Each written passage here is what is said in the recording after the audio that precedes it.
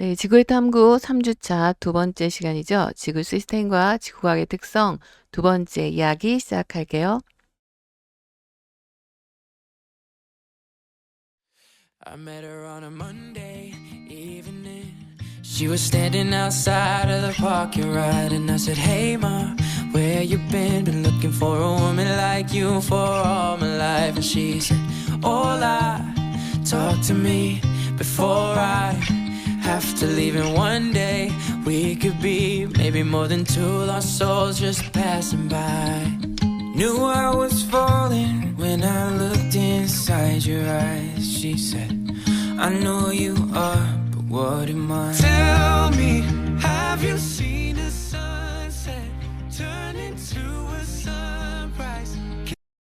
네, 구름은 상상이죠. 사실은 상상대로 이루어지는 것이고, 그리고 또 덧없죠. 금방 사라지죠. 그렇지만 많은 사람들이 구름을 보면서 힐링을 하고 행복을 느끼고 있는 것 같잖아요. 그러니까 여러분들도 구름 많이 관찰하시고, 또 낮은 낮대로 밤은 밤대로 또 별도 많이 보기 바랍니다.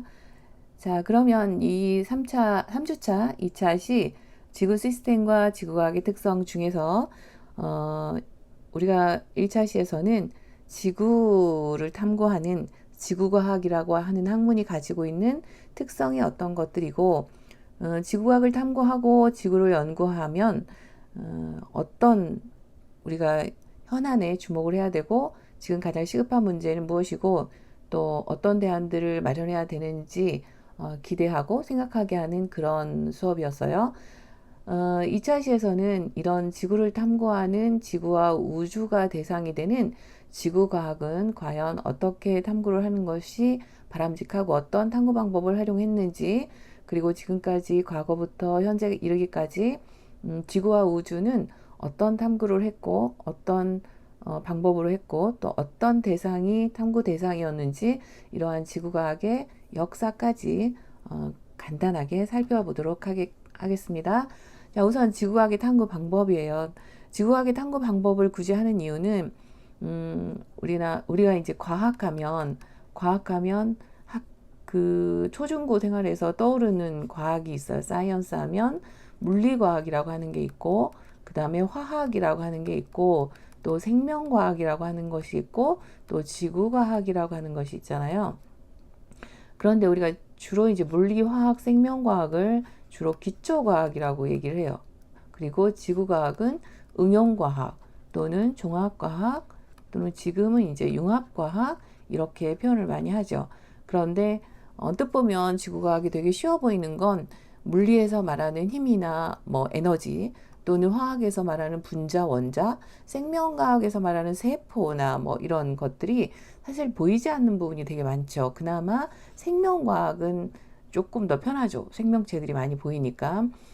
그런데 이런 것들에 비하면 지구과학은 그냥 나가면 나를 포함한 모든 것이 지구과학의 대상이에요. 그래서 우리가 늘 보는 거기 때문에 언뜻 생각하면 굉장히 쉬워 보이지만, 사실은 이런 기초과학이 학문적 토대가 없이는 이것들을 연구하기는 굉장히 힘들죠. 그러니까 우린 일반으로서 대상을 보는 것들은 쉬우나 탐구하거나 연구하는 측면에서는 여기에 뭐가 수학까지 기초가 되어야만 연구가 가능한 그런 학문이라고 볼 수가 있어서, 우리는 지구과학을 융합과학 또는 종합과학, 통합과학, 그리고 이런 기초 학문들을 활용해서 어떤 것들을 해결하고 연구하고 하는 응용과학, 이렇게 표현을 많이 하죠. 자, 그렇기 때문에 지구와 우주를 대상으로 하는 지구과학의 탐구 활동은 이런 기초과학과는 조금 더 다릅니다. 그래서 지구과학의 탐구 활동에는 어떤 것들이 있고 어떤 활동들로 주로 이루어져 있고, 또 과정, 이런 활동들이 들어있는 어떤 주제를 선정해서 그 문제를 해결할 때까지 이 과정들 있죠. 이걸 우리가 탐구 과정이라고 얘기를 하고, 이 과정에서 어떤 문제를 의문을 가지고 있던 문제를 해결하는 그 과정에 있어서 어떤 활동들이 들어가냐면, 관찰하고 관측하고 예측하고 실험하고 조사하고 뭐 분석하고 측정하고, 이런 다양한 활동들이 포함이 되잖아요.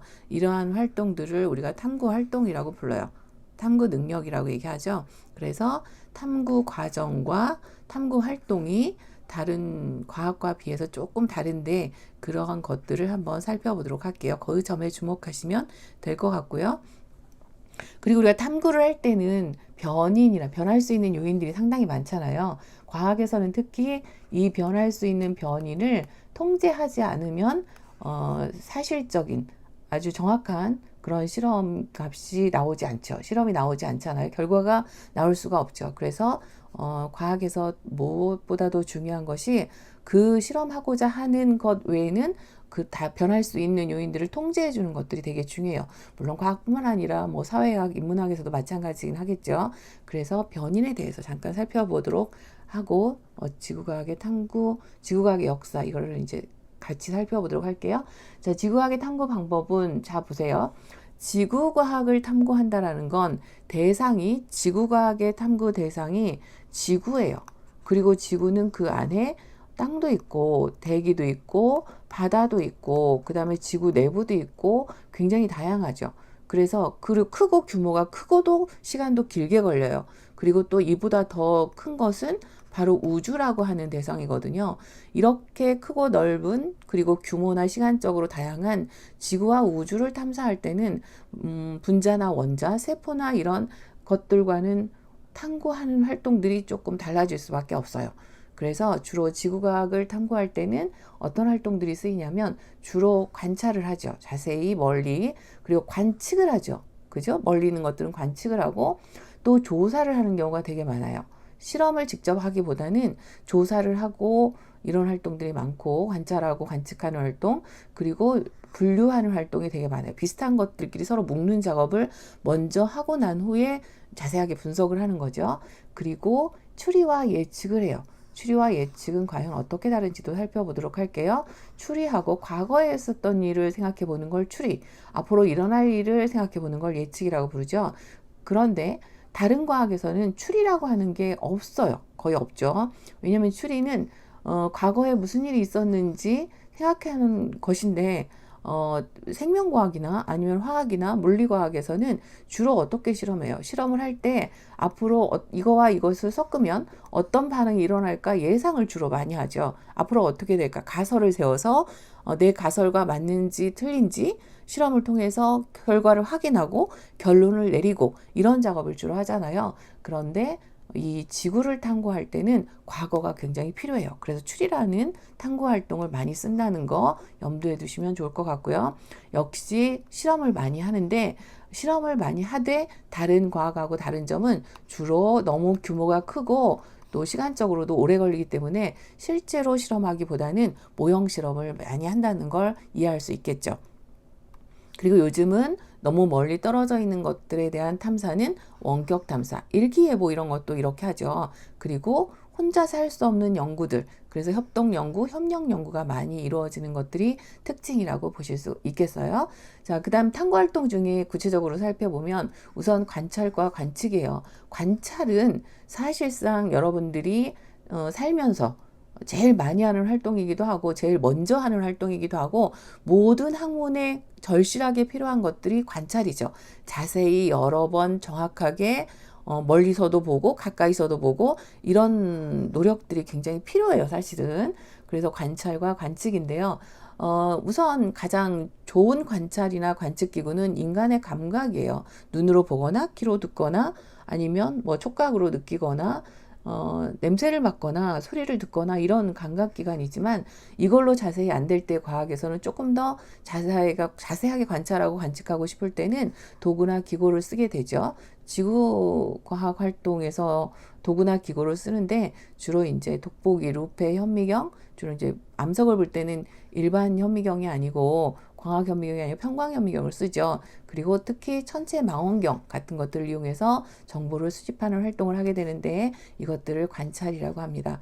여러분들도 가끔 내 눈앞에 놓인 아이스 아메리카노도 사실은 자세히 보면 굉장히 다양한 특징을 가지고 있거든요. 이것들을 근데 우리가 너무 빠른 시대를 살고 빠르게 살다 보니까 이런 여유가 없어요. 그래서 그냥 너무 어린 나이부터 관찰을 자세히 하지 않고 대충대충 넘어가는 습관들이 되게 많은데 오늘 하루라도 잠깐 시간을 내서 어떠한 물질이든지 내 앞에 있는 과자라도 관찰을 좀 자세히 해서 맛과 촉감 뭐 이런 여러 가지를 좀 느낄 수 있는 시간을 가져보는 게 어떨까라는 생각도 해봐요.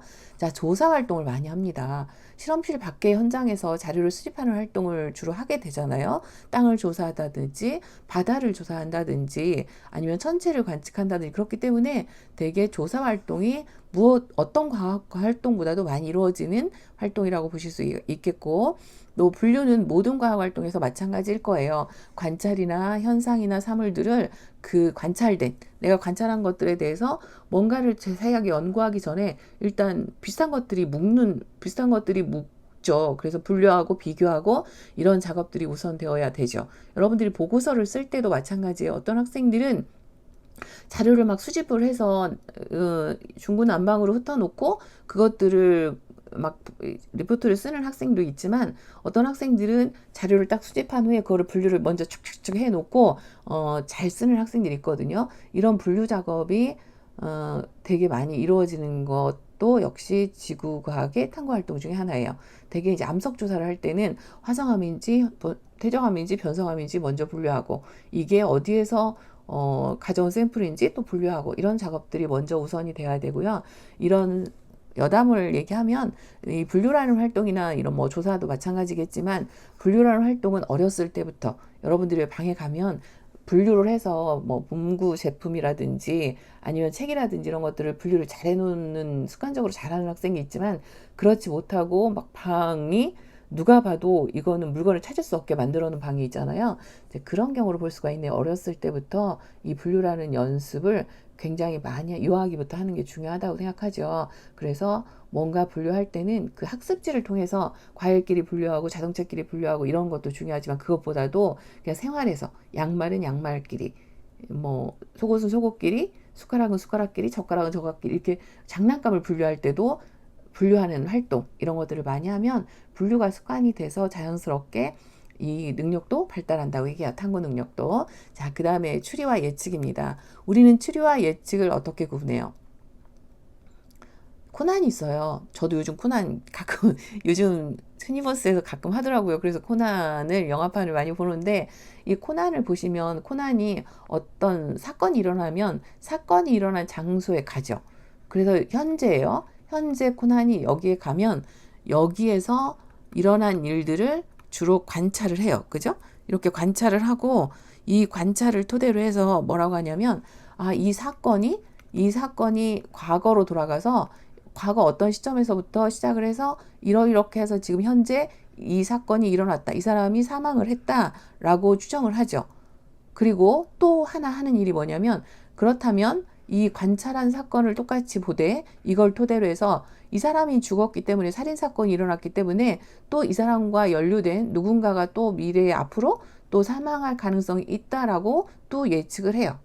공통점은 추리와 예측의 공통점은 관찰이 토대가 된다는 거예요. 그러니까 현재 시점을 토대로 해서 현재 관찰한 것들을 근거로 하여 과거에 현재까지 이러해서 지금 이 사건이 일어났다라고 생각하는 거. 이건 추리예요. 그렇지만 현재를 똑같이 현재 시점을 통해서 앞으로 그렇기 때문에 어떤 일이 일어날 것이다 라고 하는 건 예측 또는 예상이죠. 지구의 역사, 우주의 역사를 이야기를 하잖아요. 지금 현재 이 땅이 이렇게 되었어요. 봤어요. 가서 어느 바닷가에 갔더니 퇴적층이 이렇게 만들어진 걸 봤어요.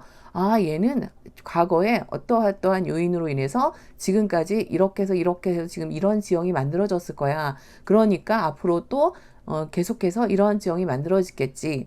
우주는 어떻게 먼지끼리 모여서 지금까지 이르렀어. 그러면 앞으로 우주는 어떻게 될 거야? 지구는 이래서 만들어졌어. 그러면 현재로 봤을 때 지구는 앞으로 어떻게 끝을 낼 거야. 이렇게 예측을 하죠.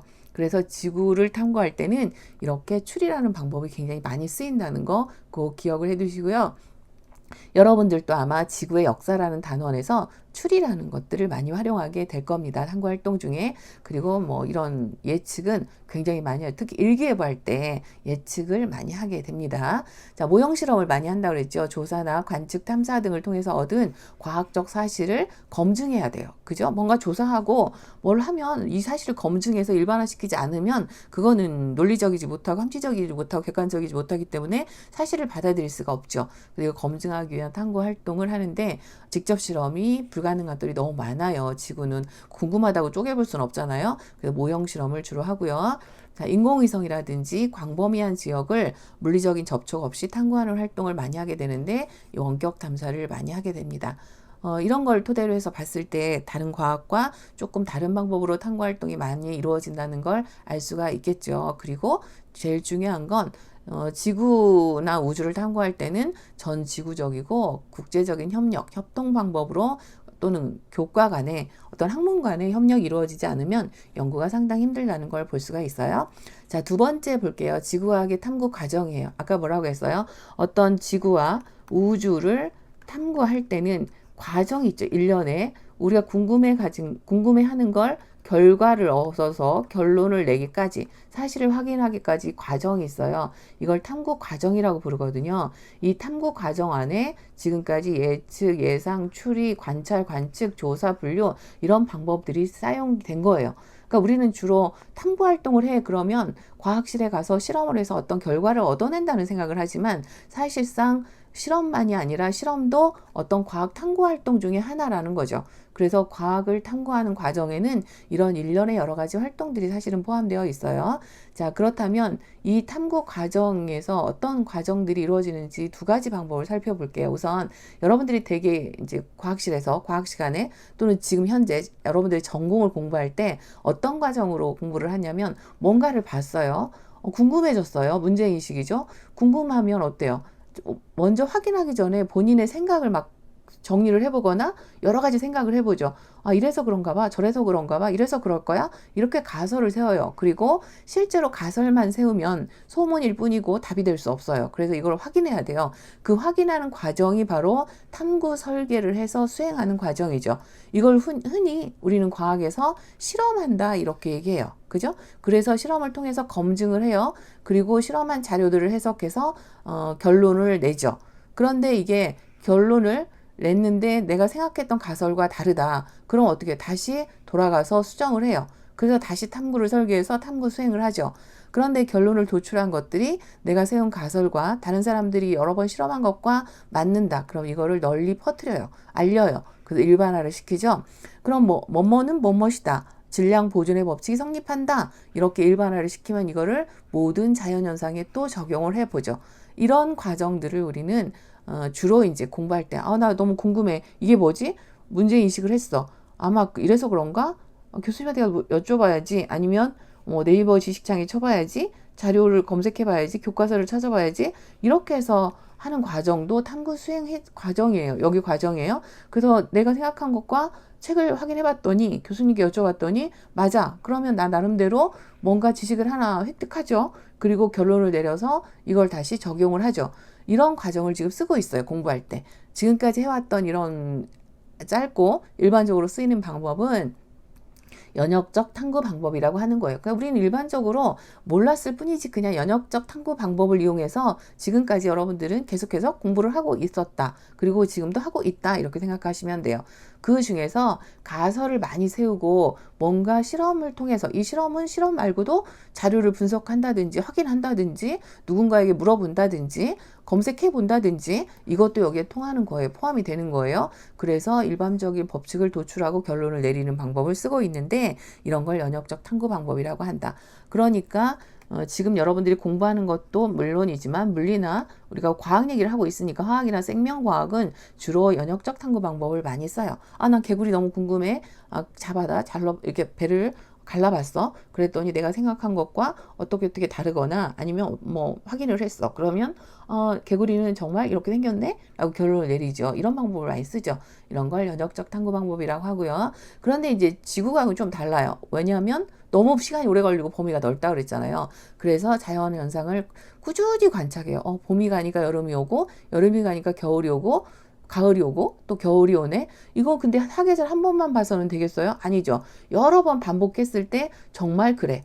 아, 이 사람 사람이야. 이 사람 사람이야. C도 사람이야. 그런데 오랫동안 보니까 사람은 결국 태어나서 죽어. 그래서 사람은 태어나서 이렇게 늙어가다 죽는구나. 아주 오랜 시간 동안 어떤 자연현상을 보고 계속해서 그 반복된 것들을 보고 그런 것들을 통해서 결론을 내리죠. 이런 방법을 지구과학은 많이 써요. 그래서 이거를 귀납적 탐구 방법이라고 합니다. 그러니까 다른 과학과 조금 다른 방법이 있다면 지구과학이란 지구와 우주를 탐구하는 데에는 귀납적 탐구 방법, 탐구 과정이 많이 쓰이고 있다라는 것 이해 가셨죠? 자, 그 다음에 이제 세 번째, 어떤 과학이든지 변할 수 있는 요인을 통제해야 된다는 얘기인데요. 자, 예를 들어 볼게요. 에크먼이라고 하는 사람이 있어요. 이 사람은 비타민에 대한 연구를 했어요. 그래서 현미와 각기병의 관계를 실험을 했는데요. 각기병에 걸린 닭과 건강한 닭이 있었죠. 그런데 여기에 이 사람이 실험을 할 때 어떻게 했냐면 이제 처음에는 닭을 가지고 실험을 했어요. 닭을 가지고 실험을 하고 어느 날 보니까 이렇게 각기병에 걸린 닭들이 시원찮아진 거죠. 그래서 이게 무슨 일인가 하고 봤더니 닭모이를 주는 사람이 바뀌었다는 사실을 알게 되거든요. 그래서 에크먼이 이제 군의관으로 있던 에크먼이 이걸 궁금해 했겠죠. 그래서 연구를 시작해요. 그래서 한 팀은 한 팀의 닭에는 현미만 주고 또 다른 닭에는 이제 흰쌀을 줬대요. 그래서 나중에 시간이 지난 뒤에 봤더니 현미만 닭모이로 먹은 닭들은 건강하게 계속 자랐는데 흰쌀만 먹은 닭들은 각기병에 걸렸다라는 사실을 확인하고 이걸 이제 어떻게 하겠어요? 자기 나름대로 결론을 내렸겠지. 근데 이게 인간한테 맞는지 틀리는지 모르잖아요. 그래서 인간에게 적용을 해요. 그래서 교도소에 있는 사람들에게 현미만 준 팀, 그리고 현미와 흰쌀을 섞어 먹이고 또는 흰쌀을 섞여 먹이고 흰쌀만 먹이고 이렇게 해서 나중에 봤더니 현미만 먹은 수감자들은 각기병 환자가 한 명만 발생을 했고 섞어 먹은 팀은 이만큼 흰쌀만 먹은 팀은 3,900명씩이나 발생을 했대요. 그래서 결국은 현미가 각기병 예방에 효과가 있다라는 결론을 내리게 되죠. 그런데 이때 이제 실험을 할 때 에크먼이 이 실험을 할 때 현미, 흰쌀 이렇게 현미와 흰쌀의 비율만 바꿔야 되지 그릇의 크기라든지 주는 횟수라든지 이런 것들은 어떻게 통제를 해야 되죠. 세 곳 다. 그래서 만약에 이걸 통제하지 않고 현미만 주는 팀 밥그릇을 막 크고 작게 한다든지 현미와 흰쌀을 주는 팀은 뭐 공깃밥을 적게 준다든지 흰쌀만 주는 팀은 하루에 뭐 3끼보다 5끼를 준다든지 이러면 연구가 제대로 결과가 나오지 않잖아요. 그래서 변할 수 있는 요인은 통제하고 실험해야 되는 게 엄청나게 중요하다라고 이야기를 했어요.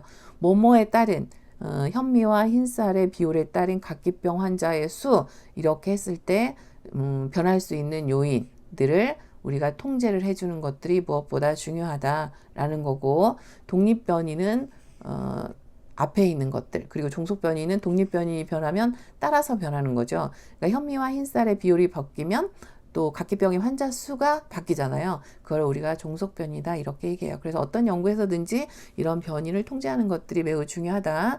실험 결과에 영향을 미치는 요인이고 조작 변인과 통제 변인으로 나눠지는데 조작만 해야 되지 조작해야 될 것. 내가 지금 뭔가 현미와 그 다음에 흰쌀의 비율만 변화시켜야 되는 거지 나머지는 통제해야 되는 거잖아요. 이렇게 조작 변인과 통제 변인에 신경을 써라. 그리고 그거에 따라서 변하는 요인 이거를 종속 변이다 따라서 변하는 요인 이렇게 얘기해요. 여러분 나중에 혹시라도 보고서를 쓴다든지 논문을 쓸 때 많이 다루게 될 겁니다.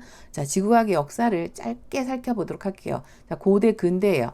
고대에 제일 처음에 지구과학이라는 학문이 발달을 할 때 먼저 발달한 건 천문학이라고 말씀을 드렸었죠. 그 중에서도 이제 이런 대표적인 아리스토텔레스, 에라토스테네스, 히파르코스, 프톨레마이오스 등이 있었고 우리나라도 역시 있었습니다. 이런 과학사들이 있었어요. 공 모양의 지구를 주장한다든지 뭐 천동설을 주장한다든지 또 에라토스테네스가 지구의 크기를 측정한다든지 되게 궁금하죠. 여러분들 하실 거예요. 별의 등급을 저 하늘에 반짝거리는 별들을 보고 등급을 먹여보자. 어떤 별이 밝고 어떤 별이 어둡고 밝은 별은 어두움보다 몇 배 밝고 막 이런 것들 있죠.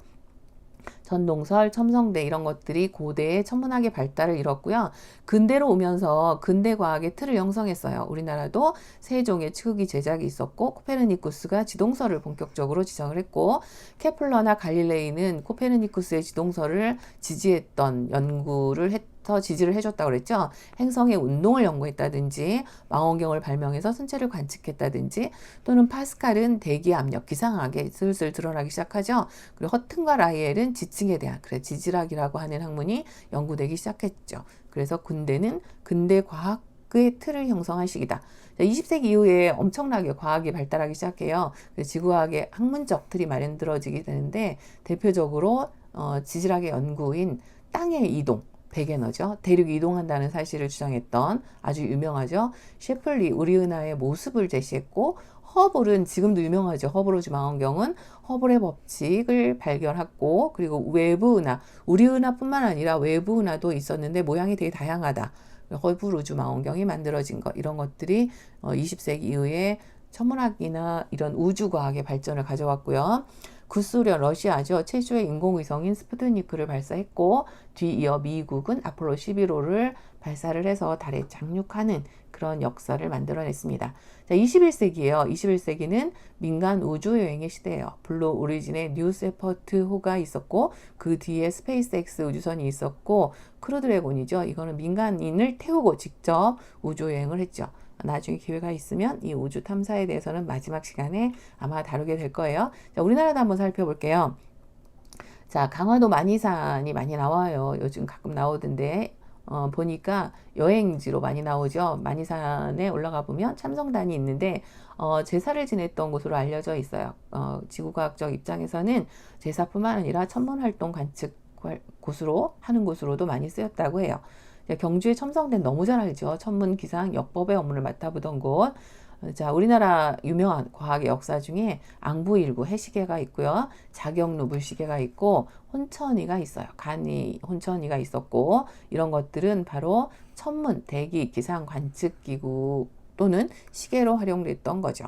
자, 해시계의 단점을 보완해서 만든 게 물시계, 자경루였죠. 자, 치국이나 수표는 기상관측기구 강수량을 측정하는 데 활용이 되었는데요. 자, 여기 보시면 해시계에 앙부일구가 나와 있고 간이가 나와 있고 자경루 물시계가 나와 있고 혼천이 천체 관측도구로 사용했던 것들이 나와 있고요. 여기 보면 이제 비가 많이 오면 얼마만큼 물이 차는지를 보고 물의 양을 측정을 했던 수표고 여기는 잘 알다시피 강우량을 측정했던 추구기가 되겠습니다. 자, 천문학 쪽에서도 발달이 우리나라가 엄청나게 일찍 이루어졌는데 너무 역사를 외세의 침입을 많이 겪으면서 없어진 자료들이 되게 많이 있어요. 사실은 그렇기 때문에 과학은 근거나 증거가 없으면 어떤 것도 인정되기 어렵죠. 그래서 우리나라는 인정을 받지 못한 면도 되게 가슴 아픈 일도 되게 많았지만 사실상 우리나라만큼 이런 천문학적인 역사가 일찍부터 발달된 곳이 없었다라는 자부심을 가지고 있습니다. 자, 고인돌 공원이 있어요. 고인돌은 무덤이죠. 돌무덤인데 되게 이제 어떻게 놓냐면 이렇게 해서 위에다 이렇게 얹어 놓잖아요. 이 얹어 놓은 곳에 가면 이렇게 구멍이 파여져 있어요. 이거는 자연적으로 풍화나 침식에 의해서 파여진 것도 있지만 자세히 살펴보시면 일부러 무덤 위에다 이렇게 구멍을 내놓은 흔적들이 되게 많은데 이게 바로 그런 거죠. 우리 그런 거 있잖아요. 누군가가 세상을 뜨면 하늘에 있다고 땅에 묻혔는데 실제는 주로 이제 땅에 묻혔는데 반대로 별이 되었다. 하늘에 있다라고 영혼이 하늘에 있다라는 얘기를 되게 많이 하죠. 그런 것처럼 옛날 사람들도 그랬을 거라고 생각을 하는데요. 고인돌의 역사를 보면 잘 알 수가 있는데 이렇게 고인돌 위에 구멍을 내서 별자리 모양을 새겨 넣었다고 그래요. 거기에다 구멍을 크게 작게 이렇게 내서 별이 큰 거는 크게 보이는 건 밝게 보이는 거죠. 이렇게 밝기, 크기까지도 정확하게 이렇게 새겨 넣은 흔적들을 많이 발견한다고 얘기해요. 남한 지역에 300여 개의 고인돌 덕계에서 발견을 홈이 보이고 삼국시대 고분벽화에서처럼 고인돌에 새겨진 별자리는 물 위나 거울에 비추어 봤을 때와 같이 뒤집혀져서 그려져 있음도 알 수가 있습니다. 잘 안 보이시겠지만 여기 이렇게 북두칠성, 남두육성, 북쪽 왕관, 쫌생이별, 남두육성, 삼성 쫌생이 이런 것들이 이렇게 새겨져 있는 걸 확인할 수 있었습니다. 유명하죠. 천상열차 분야지도 우리나라의 별자리 지도예요. 이렇게 10여 명의 천문학자들에 의해서 돌에 새겨졌고요. 약 1467개의 별과 290여 개의 별자리가 새겨져 있어요. 1년 내내 보이는 별들과 계절 별자리를 구분했고 은하수도 새겨져 있는 것으로 보아 매우 구체적인 천문도임을 알 수가 있다고 합니다.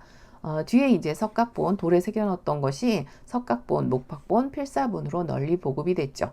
돌에 새긴 별의 크기로 별의 밝기를 표현하라고 한 것이 조선의 전통적인 천문도에서 볼 수 있는 특징으로 여겨진다고 얘기해요. 그러니까 얼마나 이런 것들에 대한 노력이 조상들이 많이 있었는지 그런 것들을 짐작할 수가 있겠죠. 자, 요즘 지폐를 많이 안 써요. 그래서 잘 못 볼 텐데 10,000원짜리 가지고 계시면 한번 확인해 보세요. 10,000원짜리 뒷면에 이렇게 혼천이가 찍혀져 있고 그 뒤에 아주 흐릿하게 이렇게 찍혀져 있는 게 바로 천상열차 분야지도 별자리 그림이 되겠습니다. 한번 10,000원권 뒷면 배경에 삽입되어 있는 것들 한번 보세요. 자, 우리나라 2000년대 21세기 들어오면서 여러 가지 변화가 있었어요. 가장 대표적인 게 세계 최초의 정지궤도 환경 탑재체를 적용한 인공위성인 천리안 위성 EBO의 모습이 있습니다. 지금 활동 열심히 하고 있죠.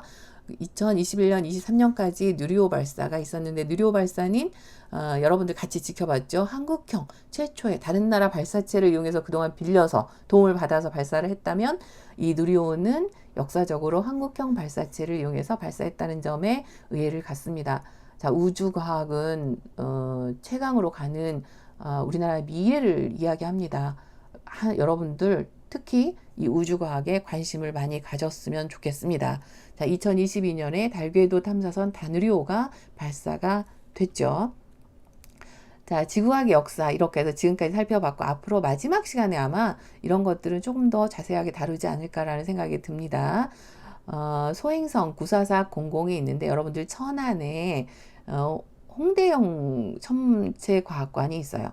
홍대용은 실학자예요. 실학자여서 사람들이 실학자인데 왜 홍대용 과학관이라고 얘기하지? 이런 얘기를 되게 많이 하는데 그 목천 그쪽에 상록 리조트 쪽에 가보면 있어요.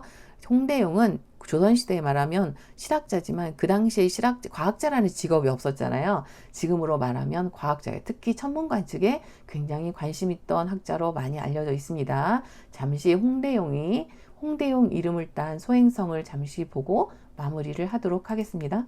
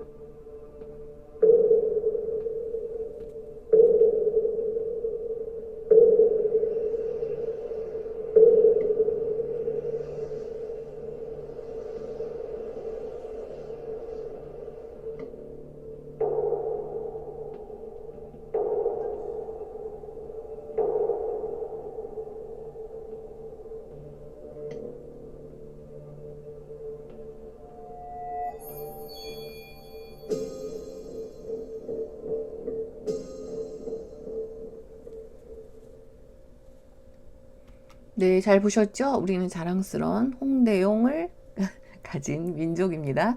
자, 오늘 학습한 내용을 살펴볼게요. 지구 시스템과 지구과학의 특성, 어렵지 않았죠? 자, 내용을 살펴보면 첫 번째, 지구를 이루는 4개의 권이 있었어요. 이들은 매우 독립적이었죠. 대기, 해양, 생명, 그리고 땅이었어요. 독립적으로 존재하지만 상호작용을 하면서 영향을 주는 시스템으로 이루어져 있다. 그래서 지구는 시스템이다 라는 이야기를 했고요. 지구와 우주를 탐구하는 지구과학은 지질학, 대기과학, 해양학, 천문학의 학문 영역을 포함하고 있었고요. 지구과학이라고 하는 학문은 즉 지구와 우주는 너무나 다양한 시공간 그리고 탐구 대상의 끝없는 변화, 관찰과 모형 실험의 탐구 활동, 통합과 융합 학문의 성격, 협동과 협력 연구, 인류와 자연환경의 상호작용 연구 등의 특성을 가지고 있었습니다. 지구과학이 가지고 있는 당면한 문제가 있는데요. 가장 중요한 문제는 온난화 문제고 이로 인하여 자연재해와 환경오염이 만들어지죠.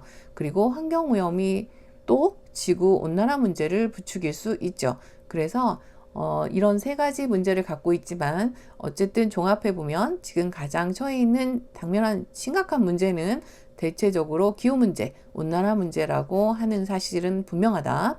지구과학의 역할은 정확한 자연재해를 예보하고 환경 변화를 예측하는 일, 그리고 대안 무엇보다 중요해요. 또 대체 자원을 개발하고 해양과 우주를 개발하는 일 등이 앞으로의 일이에요. 정확히 아시겠죠? 지구과학과 관련된 탐구 활동은 주로 관찰, 여기 빠졌네요. 관찰, 조사, 분류, 그리고 추리, 그리고 예측, 뭐 이런 방법들, 실험, 뭐 이런 것들이 많이 쓰이고 있었죠. 지구과학의 탐구 과정은 귀납적 탐구 방법이 주로 쓰여요. 연학적 탐구 방법도 안 한다는 소리는 아니에요. 그렇지만 다른 과학과는 달리 자연현상을 오랫동안 지켜보고 거기에서 얻은 결론으로 일반화를 하는, 그래서 가설이 필요 없는 주로 귀납적 탐구에서 이루어진다라는 거. 고대 지구과학은 천문학이 가장 먼저 발달했죠. 근대 지구과학은 근대과학의 틀을 형성했고 20세기 고대 지구과학은 천문학이 제일 먼저 발달하기 시작했다는 거. 근대에 와서 근대과학의 틀을 형성했고 20세기는 지구과학의 학문적 틀이 그러니까 지구과학이라고 하는 학문이 사실은 다른 과학보다 나중에 만들어졌어요. 그래서 저도 역시 마찬가지로 지구과학을 전공한 해서 현장에 나간 그 학교의 최초의 교사였습니다. 그 지구과학의 학문적 틀은 나중에 완성됐다 이렇게 보실 수 있고, 지구과학의 학문적 발달은 천문학이 이 중에서도 천문학이 가장 먼저 발달했고 해양학이 가장 나중에 발달했다는 거. 우리나라 지구과학의 역사는 주로 천문학의 역사라고 볼 수가 있죠. 세종대왕 때 전성기를 맞아 앙부일고, 혼천의 자경루, 추구기 등 일상생활을 위해서, 서민들의 일상생활을 위해서 노력했던 분들이 있었기 때문에 우리가 지금 편리한 그리고 과학인으로서의 삶을 살고 있는 거죠. 지구과학적 원리를 적용한 것이 발명되었다라는 거예요. 자, 여러분들 과학을 많이 하면, 교양으로서 과학을 많이 하면 상식인이 될 수 있습니다. 교양인이 될 수 있습니다. 왜냐하면 과학을 하면 할수록 지금 하신 것처럼 탐구 과정에서 탐구 활동들이 되게 많이 쓰이죠.